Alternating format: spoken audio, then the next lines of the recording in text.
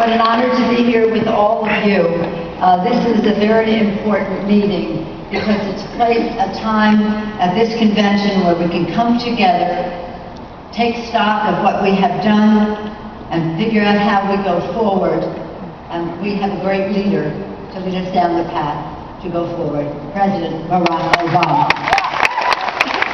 I want to say to Family USA, thank you for your leadership during this fight. You told the stories of America, and that was the strength of our arguments. Whether we were in the Rules Committee, or on the floor, or in town hall meetings, or wherever, the stories, the facts of life, the facts of America's family's life, were the most compelling arguments of all. And that's not all you did.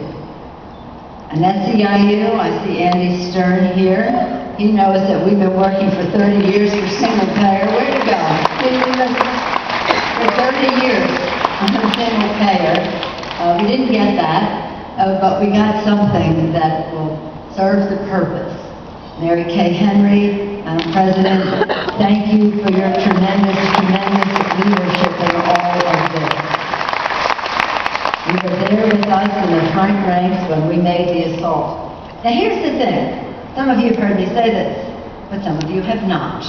And I think it's really important for all of you to know that when we were doing this, and you heard my colleagues, Debbie, be very gracious, and others about my role in this. But the fact is, this was completely a partnership, a team effort, an outside mobilization that was essential to the success of our inside maneuvering.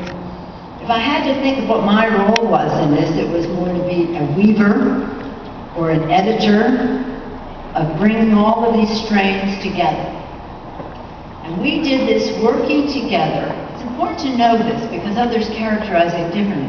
It's important to know that our Democratic caucus worked to build consensus every step of the way, respectful of regional disparities, new thinking on the subject, innovations that would be really important but might be not known to some, and we had to establish our priorities.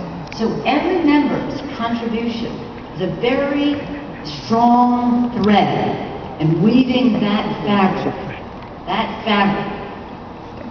which turned out to be a strong moral fiber, the basis of how we would go forward, united in that fight. We had to edit some things out because of establishing priorities, what we could sell to the Senate, to the White House, and the rest of that. But the fact is, Steny, Mr. Becerra, all of our colleagues, the leadership, we were a total partnership. So I take credit on behalf of them, but I take pleasure in thanking you for the role you played. Because we had some dark days when the press would come and say, how do you think you're going to get this bill passed? Now again, I mentioned Andy 30 years ago. We have been, for some of us, working on this for a very, very long time. We were not going to allow the opportunity of a generation, and God knows for how long into the future, we have another opportunity to have healthcare in America as a right for all, not just be there for the privileged few. We saw it as the most transformative issue because it was about life, liberty, and the pursuit of happiness, honoring the vows of our founders. Life, a healthier life. Liberty, the freedom to follow your passion, not your policy, your insurance policy. You were no longer job locked because you had a pre-existing condition in the family. Life, liberty, to pursue your happiness, your goals, again, your aspirations, your talents, what you could bring to our society and to our economy. And so it was transformative in the lives of people. It's also transformative in the life of our economy because this is a competitiveness issue. And if we had no other reason to pass the Affordable Care Act, it was because the present system then, the current system then, was unaffordable to individuals, to families, to small businesses, to major corporations, to public entities, and certainly not affordable to the federal budget.